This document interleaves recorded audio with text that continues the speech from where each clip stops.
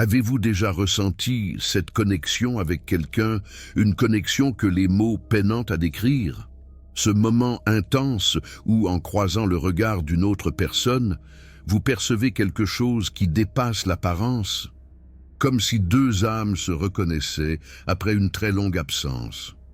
Un écho, une résonance profonde. Ce genre de connexion est rare, extrêmement rare.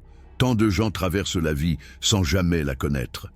Et il y a une raison à cela, une raison qu'Eckhart Tolle nous explique, d'une manière qui va transformer votre vision de l'amour, pour toujours.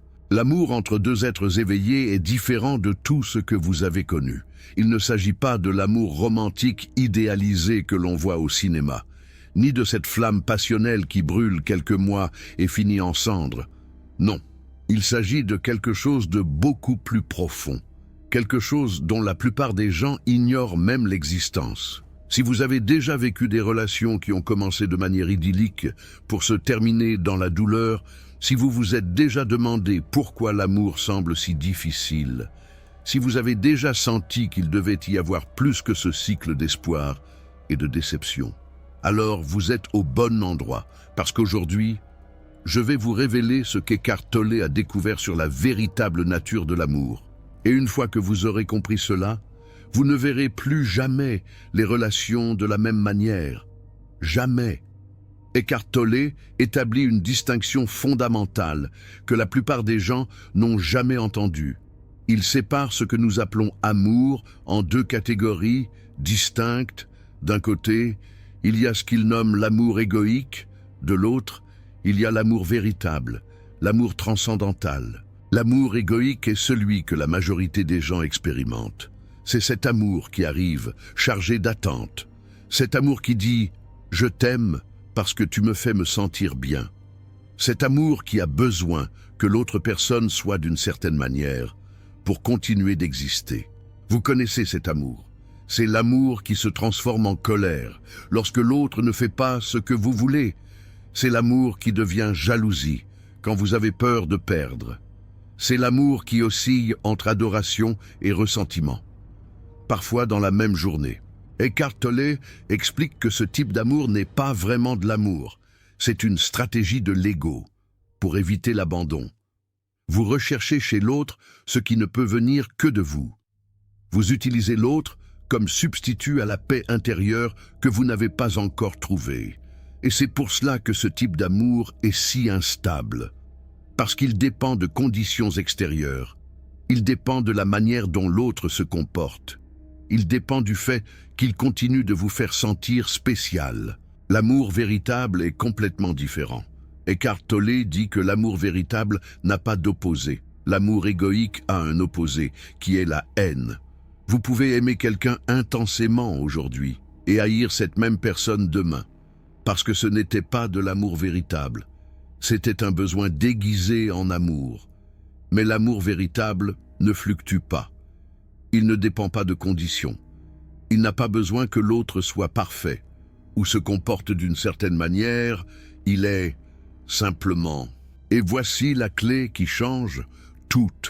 Eckhart Tolle explique que l'amour véritable ne peut exister qu'entre des personnes qui ont déjà trouvé cette source d'amour à l'intérieur d'elles-mêmes.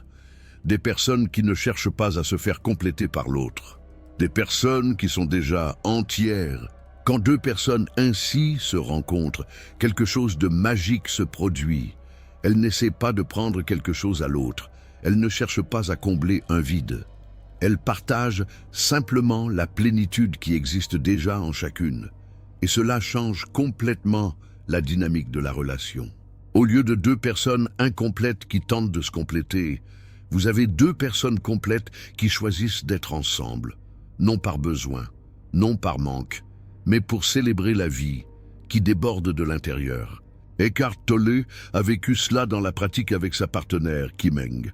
Elle décrit leur relation d'une manière qui illustre parfaitement cette différence.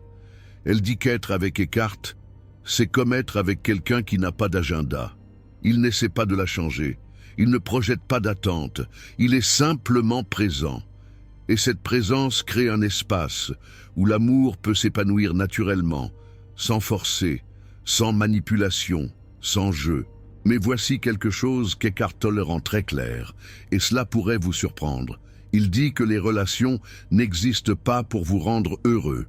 Les relations existent pour vous rendre conscient.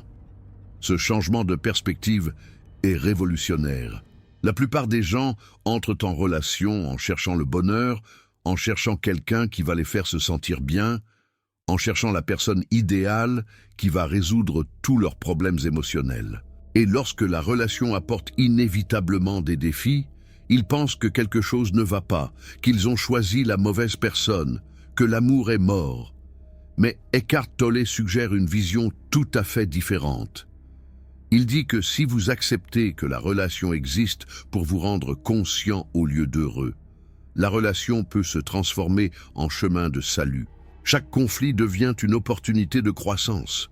Chaque défi devient un miroir qui montre où vous avez encore du travail intérieur à faire. Chaque moment de difficulté devient une chance de pratiquer la présence. Eckhart Tolle décrit le cycle typique des relations conventionnelles d'une manière que vous reconnaîtrez peut-être. Au début, tout semble parfait. Vous êtes amoureux. L'autre semble être exactement ce que vous avez toujours recherché. Il ou elle comble un vide que vous ignoriez même. Vous vous sentez complet, vivant, heureux. Mais inévitablement, cet état ne dure pas. Les sentiments de peur, de douleur, de manque, qui sont intrinsèques à la conscience égoïque, réapparaissent, et comme pour n'importe quelle addiction, il arrive un moment où la drogue ne fonctionne plus. Quand cela se produit, vous commencez à percevoir votre partenaire comme la cause de ces sentiments douloureux. Vous projetez sur lui ou elle toute la culpabilité de ce que vous ressentez. Et la relation commence à osciller entre les pôles de l'amour et de la haine. Eckhart Tolle dit qu'il n'est pas rare que des couples deviennent accros à ces cycles. L'intensité émotionnelle, même négative, peut devenir une manière de se sentir vivant. Certaines personnes préfèrent le drame à la monotonie, préfèrent la douleur intense au vide. Mais ce n'est pas le chemin de l'amour véritable, c'est le chemin de la souffrance. Et il existe une alternative. Cela ne signifie pas que la relation ne peut pas être heureuse. Cela signifie que le bonheur vient comme conséquence de la conscience, et non comme objectif principal. Lorsque deux personnes s'engagent sur la voie de la croissance mutuelle, lorsqu'elles voient les défis comme des opportunités et non comme des problèmes, lorsqu'elles utilisent la relation comme une pratique spirituelle, alors quelque chose d'extraordinaire se produit. La relation cesse d'être une source de souffrance et devient un chemin d'éveil. Maintenant, laissez-moi vous expliquer quelque chose qu'Eckhart Tolle appelle l'un des plus grands obstacles à l'amour véritable, le corps de souffrance. Avez-vous déjà remarqué à quel point vous réagissez parfois de manière complètement disproportionnée dans une relation? Comment un petit commentaire peut déclencher une explosion émotionnelle? Comment vous pouvez passer de l'amour à la rage en quelques secondes? Cela arrive à cause du corps de souffrance. C'est l'accumulation de toutes les douleurs émotionnelles non traitées que vous portez, chaque chagrin du passé que vous n'avez jamais guéri.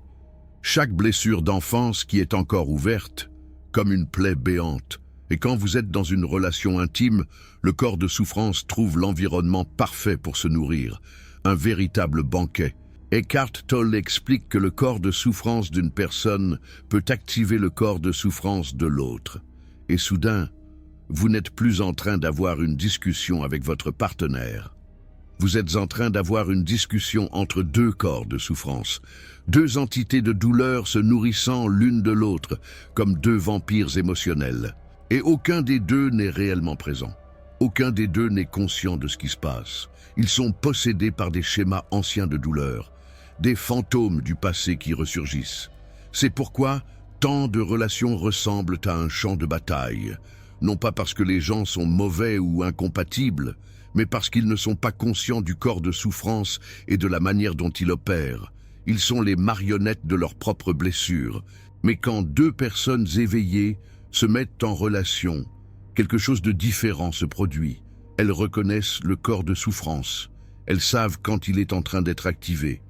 Et elles ne s'identifient pas à lui. Elles ne se laissent pas engloutir. Quand une personne éveillée sent la douleur surgir, elle n'explose pas.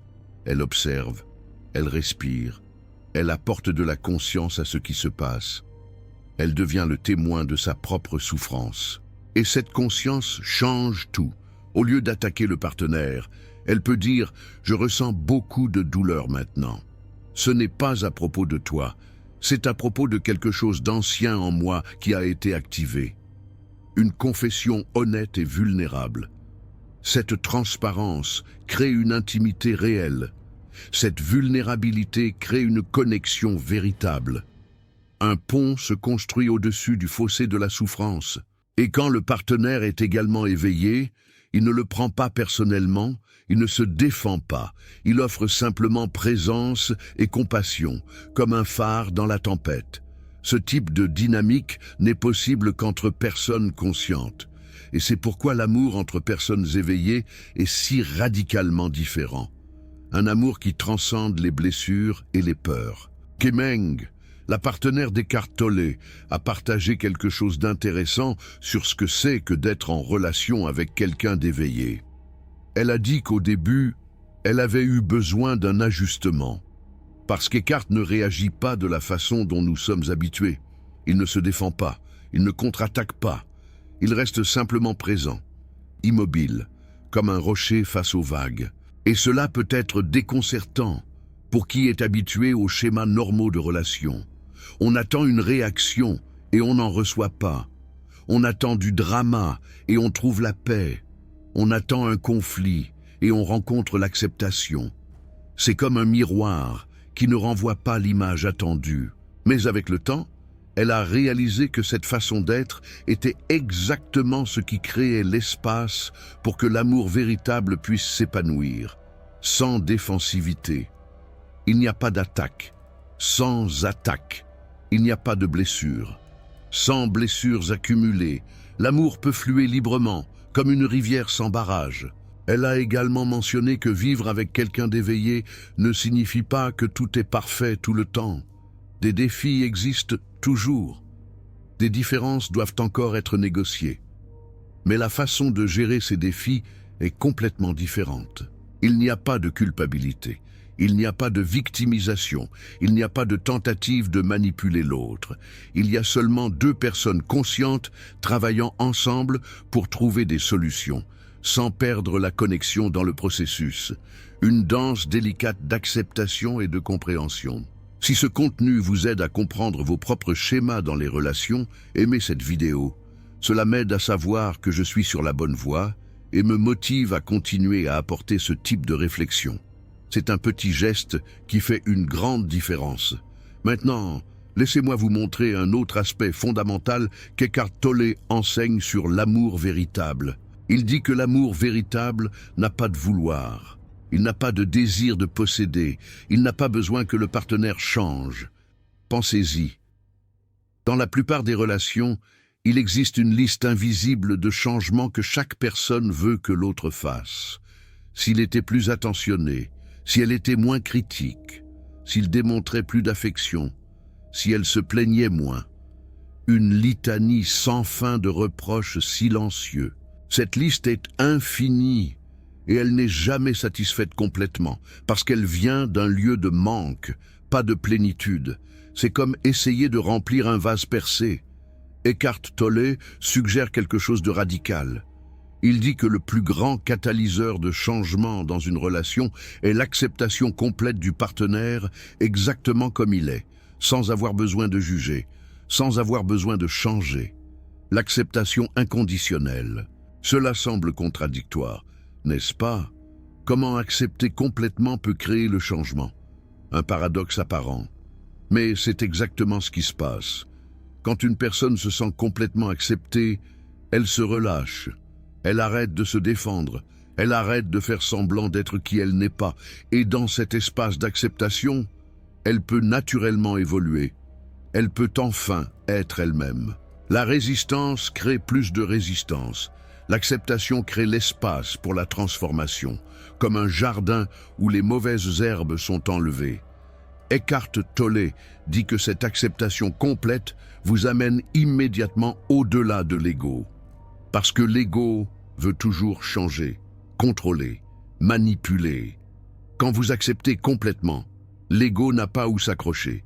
Il se dissout, et c'est de ce lieu au-delà de l'ego que l'amour véritable peut fluer, un amour pur et désintéressé, mais attendez, parce que maintenant vient quelque chose d'encore plus profond. Eckhart Tolle fait une observation qui va contre tout ce que la culture nous a enseigné sur l'amour. Il dit que l'amour n'est pas sélectif, l'amour véritable est comme la lumière du soleil. Il ne choisit pas qui illuminer, il brille simplement pour tous. C'est un rayonnement universel. Cela signifie que l'amour véritable ne fait pas une personne spéciale. Il n'est pas exclusif. L'exclusivité n'est pas de l'amour véritable. C'est de l'amour de l'ego, un amour conditionnel et possessif. Je sais que cela peut sembler étrange. Après tout, n'est-ce pas exactement ce que nous recherchons dans une relation? Quelqu'un qui nous fasse sentir spéciaux? Quelqu'un qui nous choisisse au-dessus de tous les autres? Être l'unique étoile dans le ciel de quelqu'un? Cole explique que ce désir d'être spécial vient de l'ego. L'ego a besoin de se sentir supérieur, unique, choisi. Et il utilise les relations pour alimenter ce besoin. C'est une soif insatiable. Mais l'amour véritable ne fonctionne pas ainsi. L'amour véritable reconnaît la même essence en tous. Il voit au-delà de la forme, au-delà de la personnalité, au-delà des caractéristiques superficielles. Il voit la conscience qui existe en chaque être. Il reconnaît l'étincelle divine. Quand deux personnes éveillées se mettent en relation, elles s'aiment non pas parce qu'une fait l'autre se sentir spéciale. Elles s'aiment parce qu'elles se reconnaissent l'une l'autre en essence. Elles voient au-delà de l'ego, au-delà de la personnalité, au-delà de l'histoire personnelle. C'est une reconnaissance d'âme à âme. Et cette reconnaissance est beaucoup plus profonde que n'importe quel sentiment d'être spécial. Elle touche au cœur de l'être. Tolle décrit cela d'une façon magnifique. Il dit que sans la reconnaissance du sans-forme à l'intérieur de vous, il ne peut y avoir d'amour transcendantal véritable.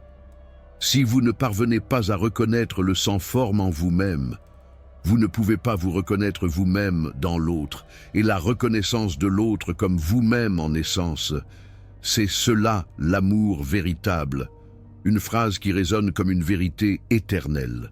C'est l'une des déclarations les plus profondes sur l'amour que j'ai jamais rencontrées, une clé pour déverrouiller le mystère de l'amour véritable.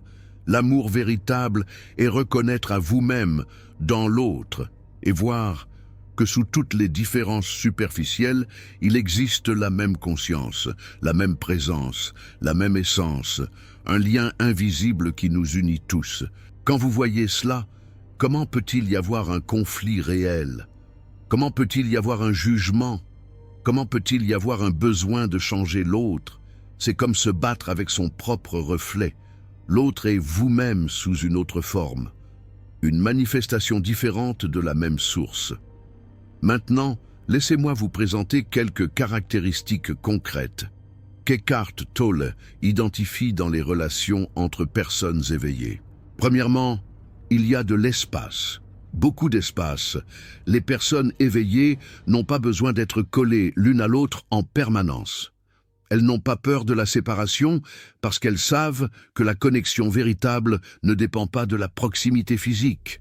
C'est comme dans Le Petit Prince de Saint-Exupéry, où la rose et le petit prince apprennent la valeur de la distance. Tolle dit que l'espace est une composante critique des relations illuminées. Cet espace permet à chaque personne de poursuivre son propre cheminement de croissance.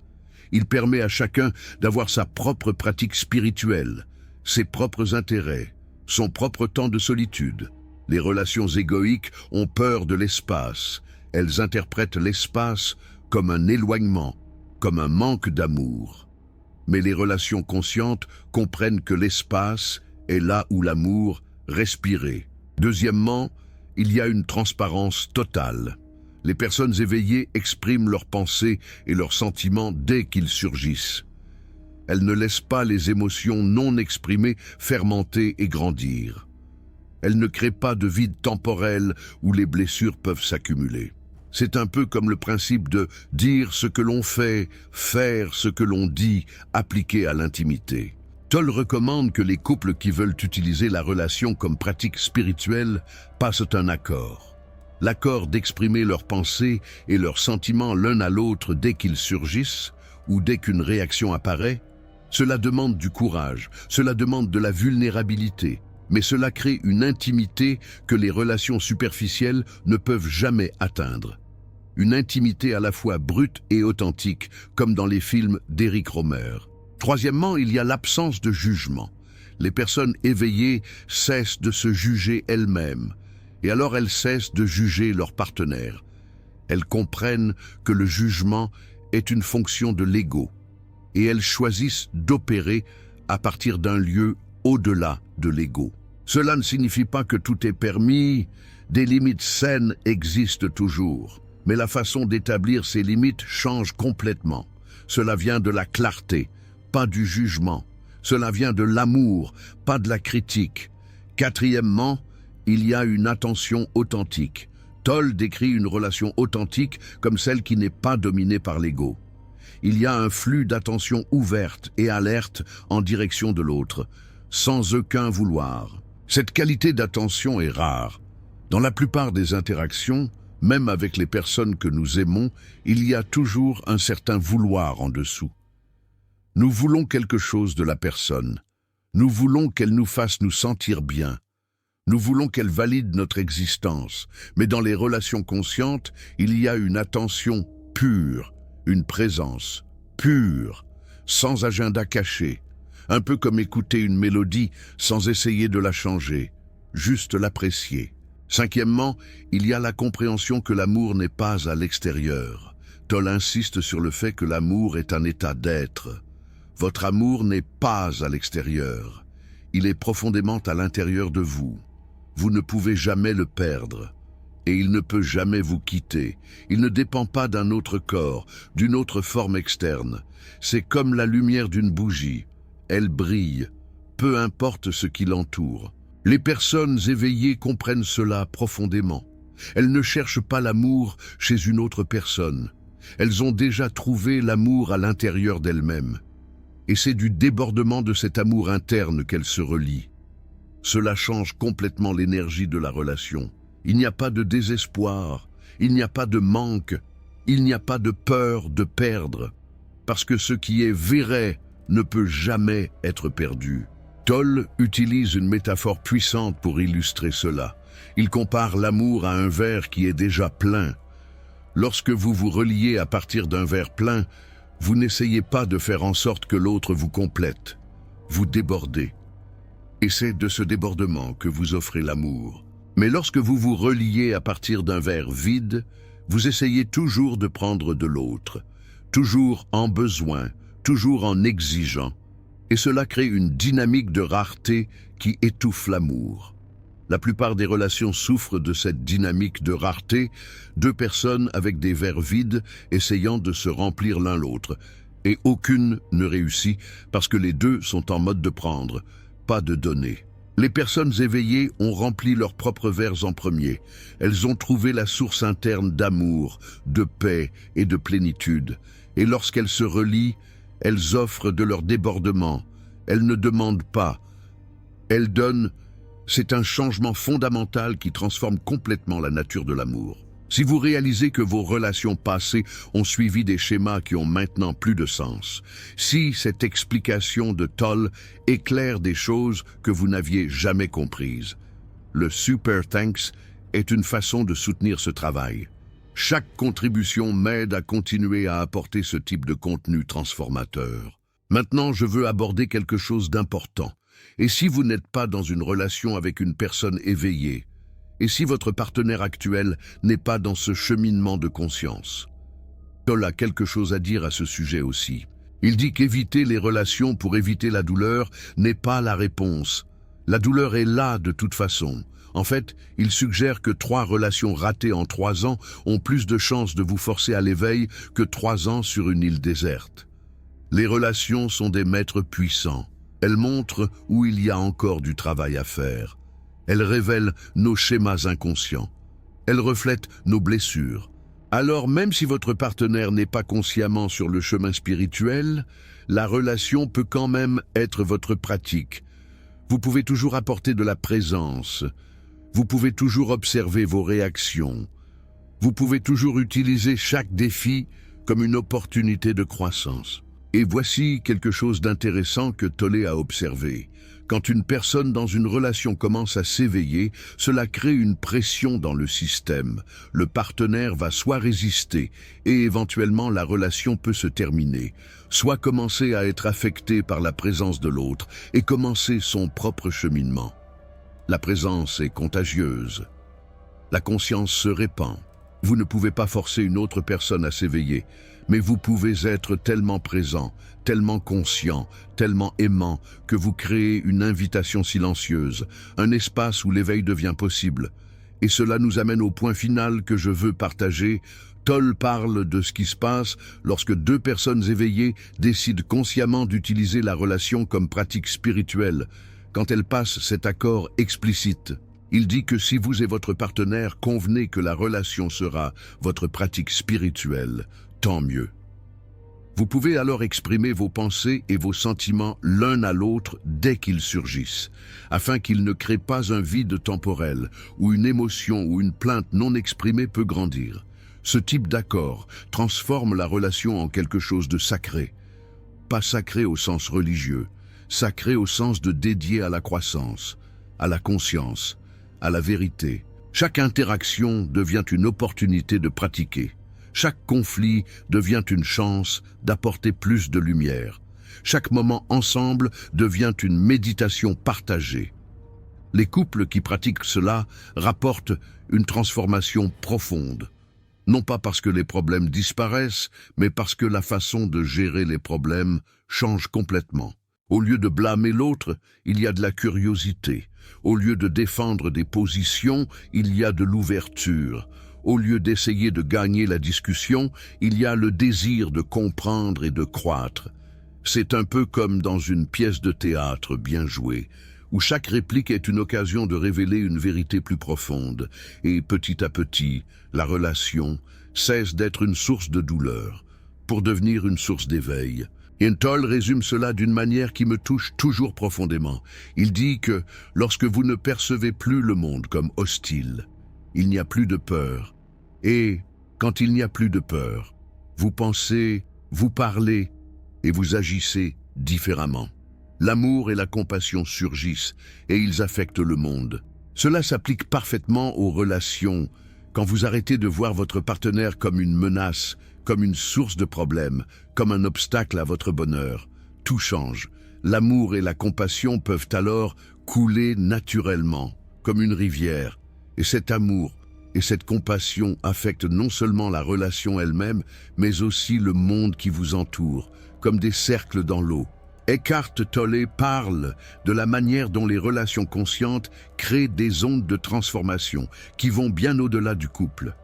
Imaginez, quand deux personnes vivent dans un amour véritable, elles deviennent un point de lumière dans le monde. Les personnes autour d'elles sentent quelque chose de différent dans leur présence. Elles ressentent une paix, une harmonie, qu'elles ne parviennent pas à expliquer. Un peu comme la lumière d'un phare dans la nuit. Les enfants de couples conscients grandissent dans un environnement complètement différent. Ils n'apprennent pas que l'amour, c'est le drama. Ils n'apprennent pas qu'une relation, c'est une bataille. Ils voient la présence, l'acceptation, le respect, et cela façonne toute la manière dont ils vont se relier aux autres dans le futur. C'est un héritage inestimable. Les amis, la famille, les collègues de travail, tous sont affectés d'une manière ou d'une autre parce que la conscience, c'est contagieux. La présence se répand. Et un couple vivant dans un amour véritable devient une semence de transformation pour toute la communauté. Ce n'est pas de la romance à l'eau de rose, c'est ce qu'Eckhart Tolle a observé au fil des décennies, en travaillant avec des personnes partout dans le monde. L'éveil d'une personne transforme beaucoup d'autres. L'amour véritable de deux personnes peut illuminer des centaines. C'est un peu comme l'effet papillon. Un petit changement ici peut provoquer un grand impact ailleurs. C'est pourquoi ce travail intérieur est si important. Ce n'est pas seulement pour que vous ayez une meilleure relation, c'est pour contribuer à l'évolution de la conscience humaine dans son ensemble. C'est un acte de résistance, un acte d'amour. Si vous êtes arrivé jusqu'ici, je veux savoir, avez-vous déjà expérimenté des moments de connexion véritable avec quelqu'un? Ces moments où l'ego a disparu et où il n'y avait que la présence pure. Partagez votre expérience dans les commentaires, je suis curieux de vous lire. Et si vous êtes dans une relation en ce moment, essayez d'apporter plus de présence dans vos interactions. Observez ce qui se passe. Lorsque vous arrêtez de juger et que vous écoutez simplement, observez ce qui se passe. Lorsque vous acceptez votre partenaire complètement, même si ce n'est que pour quelques minutes, laissez tomber les masques. L'amour véritable, ce n'est pas quelque chose que vous trouvez, c'est quelque chose que vous devenez. Et cette transformation commence maintenant, à cet instant précis, avec la prochaine personne que vous rencontrerez. Soyez présent, soyez vrai, soyez amour.